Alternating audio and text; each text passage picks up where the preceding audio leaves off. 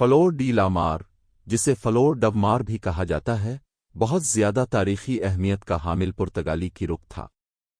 1502 میں بنایا گیا جہاز کا نام انگریزی میں فلاور آف دا سی میں ترجمہ کرتا ہے۔ یہ اپنے وقت کے جدید ترین جہازوں میں سے ایک تھا، جسے پرتگالی بادشاہ مینوئل اول نے بحر ہند میں تلاش اور تجارت کے لیے کمیشن دیا تھا۔ فلور ڈی لامار اس بحری بیڑے کا حصہ تھا جس کی قیادت واسکو ڈی گاما نے ہندوستان کے دوسرے سفر کے دوران کی تھی۔ اس کی تعمیر پرتگالی بحری انجینئرنگ کی صلاحیت کا ثبوت تھی، جس میں طاقت، رفتار اور کارگو کی صلاحیت کا امتزاج تھا۔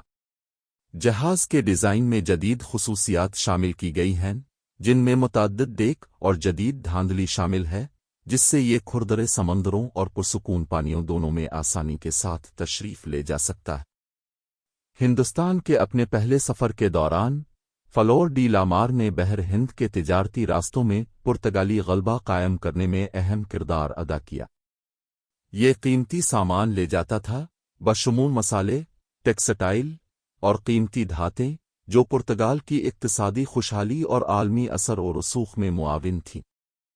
1511 میں فلور ڈی لامار اس بیڑے کا حصہ تھا جس کی کمان ملکہ، موجودہ ملائیشیا کی فتح میں افونسو ڈی البوکرک نے کی تھی۔ ملکہ پر قبضہ مشرق میں پرتگالی توسیع کا ایک اہم لمحہ تھا، جس نے اسٹریٹجک تجارتی راستوں پر کنٹرول حاصل کیا اور خطے میں پرتگالی غلبہ قائم کیا۔ تاہم، فلور ڈی لامار کا شاندار کیریئر المیہ سے متاثر ہوا۔ 1511 میں مالکہ سے خزانے سے لدے ہوئے واپس آتے ہوئے جہاز کو سماٹرا کے ساحل پر ایک پرتشدد طوفان کا سامنا کرنا پڑا۔ اس کی مضبوط تعمیر کے باوجود فلور ڈی لامار عناصر کے غصے کا کوئی مقابلہ نہیں تھا۔ جہاز ایک چٹان پر گر گیا، جس سے بڑے پیمانے پر نقصان اور جانی نقصان ہوا۔ فلور ڈی لامار کا ملبہ لیجنڈ کا سامان بن گیا۔ کھوئے ہوئے خزانے کی کہانیوں نے صدیوں سے مہم جوؤں اور مورخین کے تخیل کو اپنی گرفت میں لے لیا۔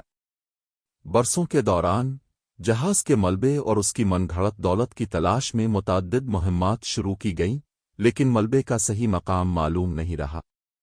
تاہم، حالیہ برسوں میں فلور ڈی لامار کے ملبے کو تلاش کرنے کی کوششیں تیز ہو گئی ہیں، ٹیکنالوجی میں ترقی اور بحری آثار قدیمہ میں تجدید دلچسپی کی وجہ سے۔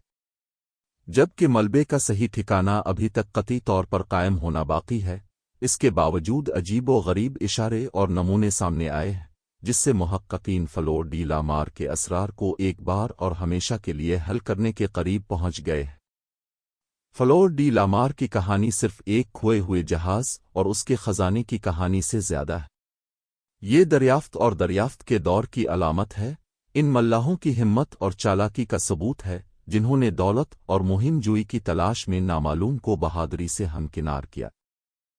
فلور ڈی لامار کی وراثت تاریخ کی تاریخوں میں زندہ رہتی ہے، جو ہمیں سمندر کے پائیدار رغبت اور تلاش کے پائیدار جذبے کی یاد دلاتا ہے جو انسانیت کو آگے بڑھاتا۔